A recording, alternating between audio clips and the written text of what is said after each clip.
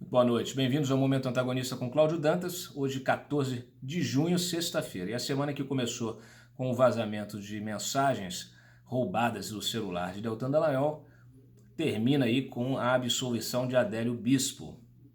Tá bom para vocês? Bom, Adélio Bispo, a gente já sabia, isso ia acontecer, ele foi considerado inimputável, mas permanecerá preso. O juiz Bruno Savino, responsável aí pela sentença, disse que o Adélio, como sofre aí de delírios, né, perigosos, ele deve permanecer lá no Presídio de Segurança Máxima de Campo Grande e ser submetido daqui a 3 anos a uma avaliação, né?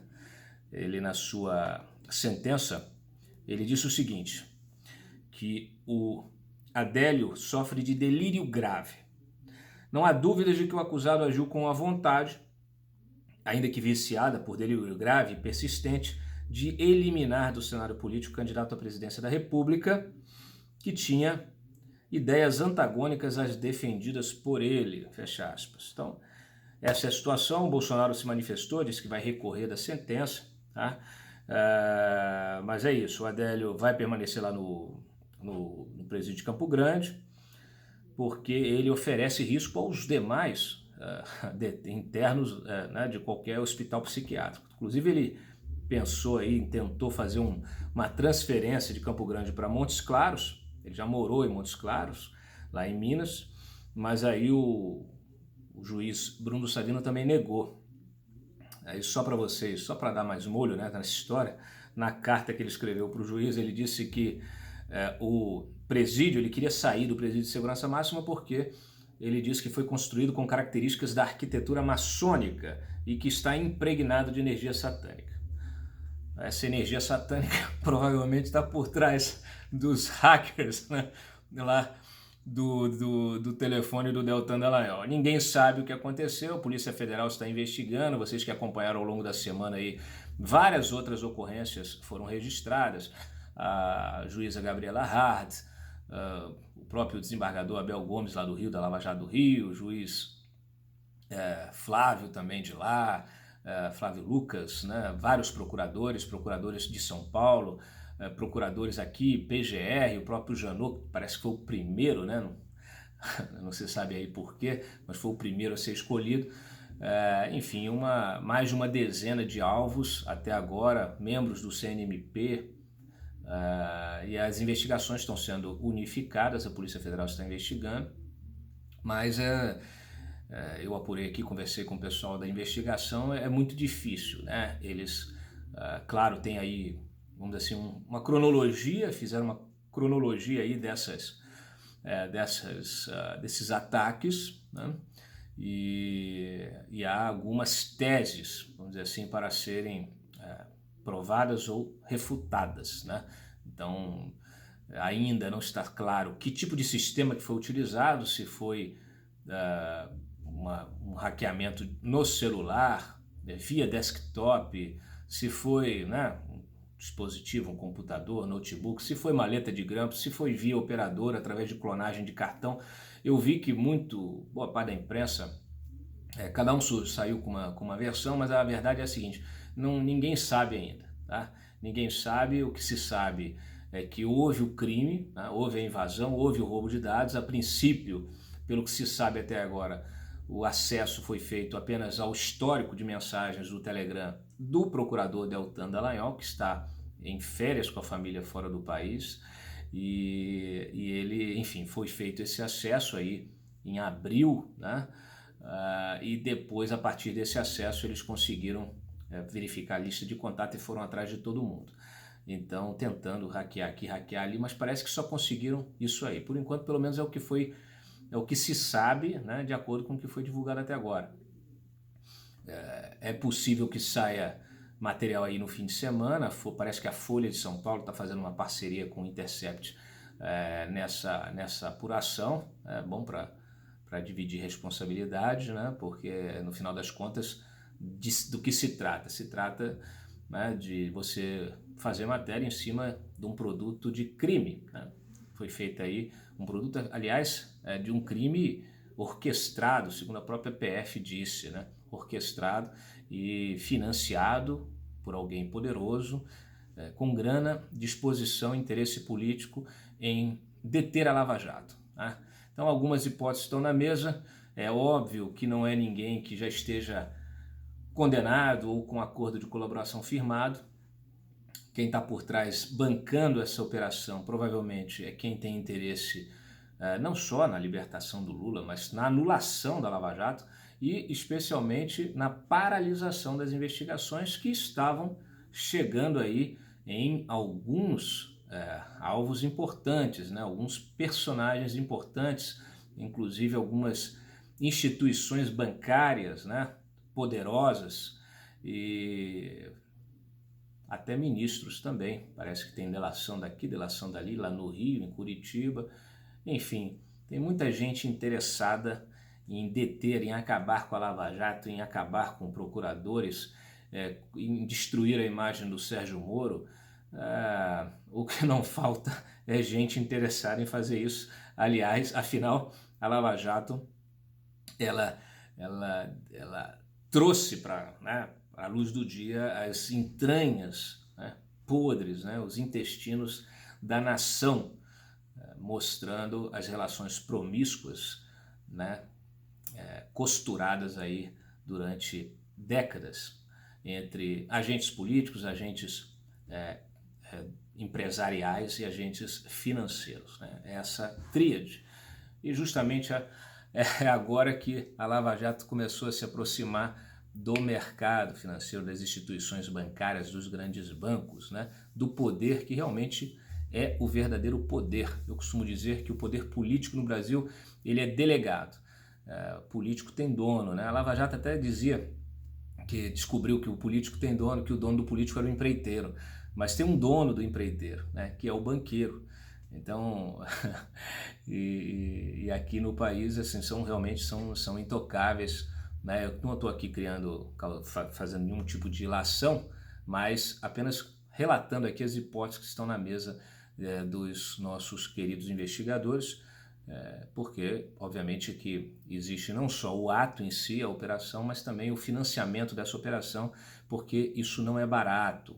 Você conseguir ter um sistema profissional desse ou contratar profissionais, né, dos black hat, né, da dark web, não é fácil, não é barato, ainda mais com um risco desse tamanho, né, uma ação como essa contra contra autoridades, né, importantes da República.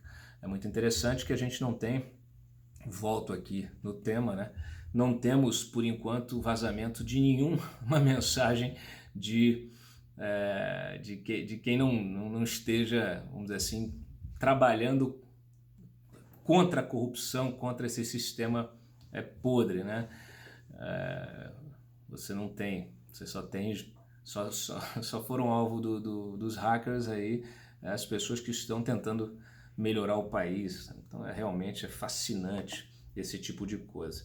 Agora é interessante o seguinte, a forma como está sendo construída a narrativa, né? Costurada essa narrativa, né, de desmoralização do Sérgio Moro e do Deltan e dos integrantes, enfim, da Lava Jato como um todo, que é obviamente manipulando, né, essas mensagens e inserindo elas numa narrativa. Felizmente essa narrativa ainda não conseguiu atingir a popularidade do juiz Sérgio Moro. As pessoas estão atentas, a sociedade está atenta.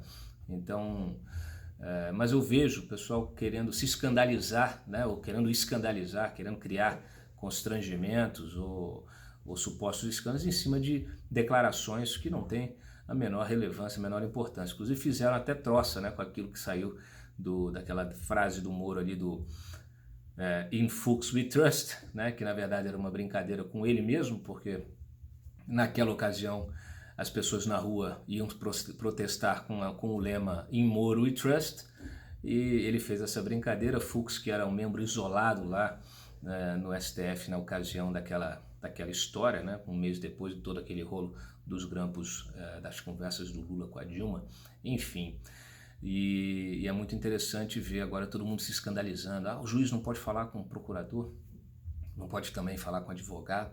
Hoje inclusive, o Cristiano Zanin foi recebido pelo Fachin, né? Eu vi gente falando aí, tentando falar nas redes, não, tem que receber sempre com o procurador. Gostaria também que fosse assim, mas não é, né? Tem aqui em Brasília, tem advogado que vai no STF de bermuda, né? Vai de bermuda. Experimenta você tentar chegar ali perto da portaria do STF de bermuda, ver o que acontece com você. E você tem lá o cara fazendo selfie dentro do STF de bermuda. Aliás, advogado que tem restaurante em Brasília, né? Restaurante frequentado por políticos, por advogados, por ministros do STF, do STJ, etc. Eu lembrei que a Folha deu uma matéria muito interessante há um tempo atrás sobre uma conversa que foi testemunhada, né, pela jornalista, enquanto Lewandowski falava com o irmão dele, e ela narrou isso, né, deu um maior caso na época, porque ela narrou, ela presenciou ele falando com o irmão lá no restaurante desse advogado da Bermuda, e ele falava assim, isso aconteceu na época do julgamento do Mensalão, ele falava que a tendência no Supremo era amaciar para o Dirceu. Essa foi exatamente a frase utilizada por ele, reproduzida pela jornalista.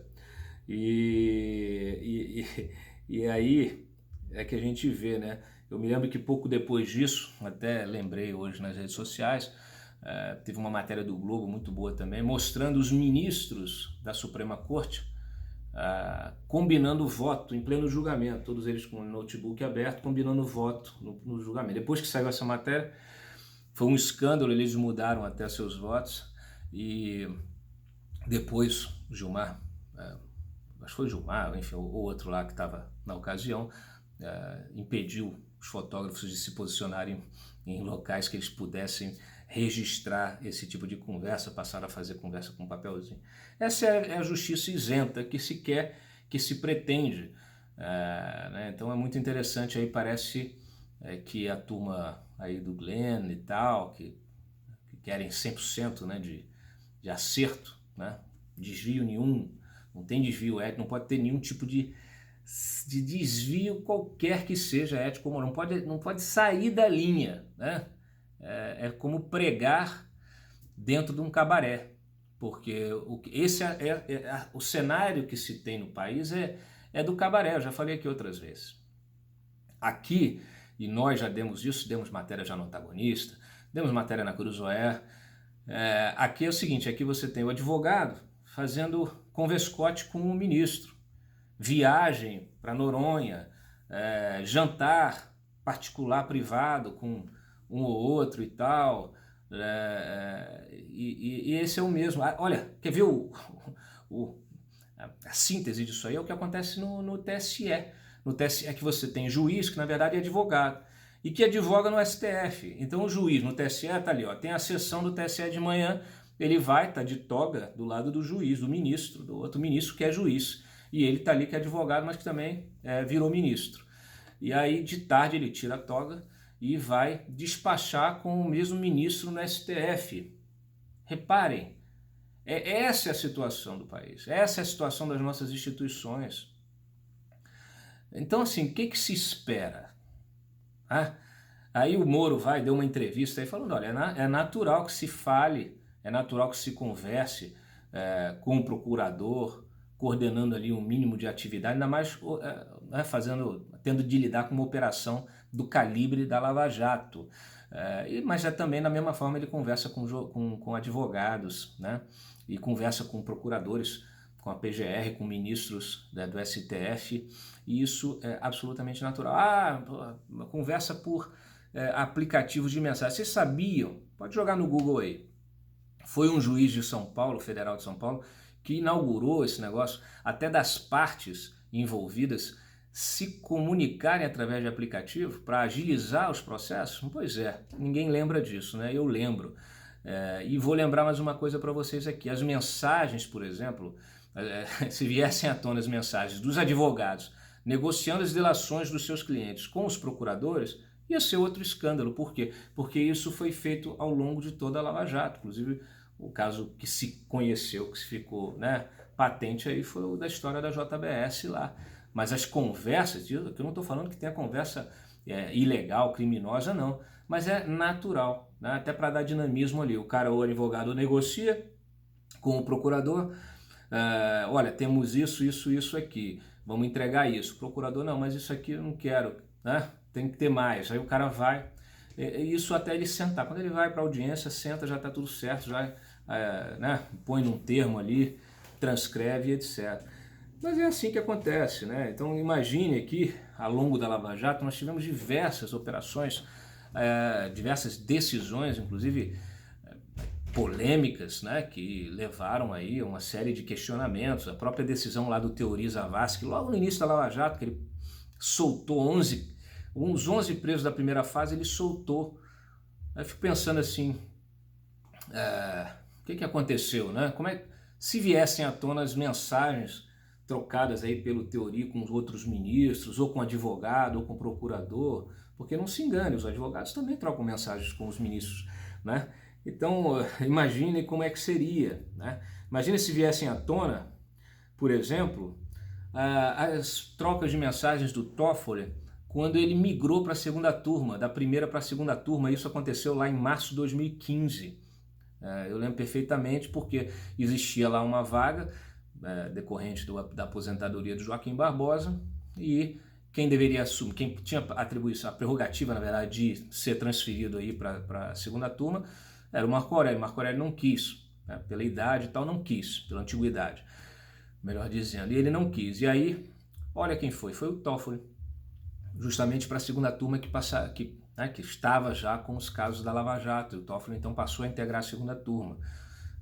Então a Dilma não indicou nenhum ministro naquele momento para substituir o Joaquim Barbosa, e aconteceu isso. Então é claro que houve ali provavelmente uma conversa, né, entre os ministros para definir isso, né? Imagina se viessem à tona essas conversas, né? Não é que estejam nada ilegal, mas como estão criando celeuma com tudo, né? É muito fácil você tirar de contexto e interpretar essas coisas dessa maneira. Imagina, por exemplo, se viessem à tona as conversas das pessoas envolvidas, e aí eu estou falando até de agentes da Polícia Federal ali, que depois responderam a inquérito e tudo pela Corregedoria, na história lá do suposto grampo na cela do Youssef. Vocês não vão lembrar, mas está no Google, pode olhar, que de repente tinha sido preso havia pouco tempo, e o Youssef achou um grampo na cela dele. Depois foram descobrir que aquilo era uma coisa forjada, né? Tinha gente interessada nisso. Imagina se isso viesse a público, né? Imagina, por exemplo, se viessem a público as conversas lá daquela auditora da Receita que vazou a operação contra o Lula, né? Que depois vazou para o namorado jornalista, que acabou na mão do blogueiro. O blogueiro publicou, antecipando a operação da condução coercitiva do Lula, da busca e apreensão, né? Tudo isso, né? Imaginem, por exemplo, se viessem à tona o conteúdo das 43 chamadas, né, que o Gilmar Mendes fez para o Aécio Neves. A polícia descobriu lá 43 chamadas, uma delas na véspera da suspensão do depoimento do senador, ou daquelas conversas recentes envolvendo o advogado lá do Beto Richa, Paulo Preto, aquelas coisas. A gente até publicou, teve pedido de suspeição da Lava Jato. Imagina se tudo isso viesse à tona, né? Imagina se viessem à tona, por exemplo, também as conversas ali referentes à nomeação do Navarro Dantas para o STJ, né? Acabou sendo inocentado, arquivaram o processo, mas foi suspeito durante muito tempo, né, de ter sido a nomeação dele pela Dilma para o STJ para poder justamente ajudar a soltar o Marcelo Odebrecht, isso lá atrás. Imagina se viessem à tona as conversas ali do Fernando Segovia com Michel Temer, né, sobre o inquérito dos portos, ou as do Alexandre Camanho, braço direito da Raquel Dodge, com a turma ali também do Temer, Rodrigo Rocha Loures, né, o homem da mala. Enfim, todos eles dizem que foram conversas republicanas, que não teve problema nenhum. Então, no final das contas, do que se trata? Porque você não tem isso, você não tem parâmetro, você não tem outros parâmetros. Eu vejo o Gilmar Mendes aí, até ontem mudou um pouquinho, dizendo que tinha que investigar também o crime, né, do hackeamento, porque ele mesmo foi alvo disso. E lá atrás, na Operação Satyagraha, quando saiu o grampo ilegal dele, publicaram, quando depois ele também foi, ele mesmo já saiu, saiu grampeado, né, sem querer aí, em conversas com o Aécio, em conversas com o Simval Barbosa, está circulando aí na internet. Legal isso? Então, assim, no final das contas, você tem sempre esse risco. E ali, gente, olha, eu não vejo, naquilo que já foi divulgado, eu não vejo nenhum momento Moro combinando, sabe, combinando prova, uso de prova para atingir determinado objetivo ali com o procurador, né, distorcendo a investigação, manipulando, conduzindo para um determinado lado em função de determinado interesse, conspirando, né, algo que realmente revelasse esse conluio. Então, no final das contas, é aquilo, um grande teatro, uma grande narrativa, como eu disse anteriormente. Então, fica aí essa situação, deve vir mais coisa, o pessoal vai continuar fazendo espuma com isso aí, marola, tentando desestabilizar o Sérgio Moro, tentando desqualificar a Lava Jato, buscando nulidades.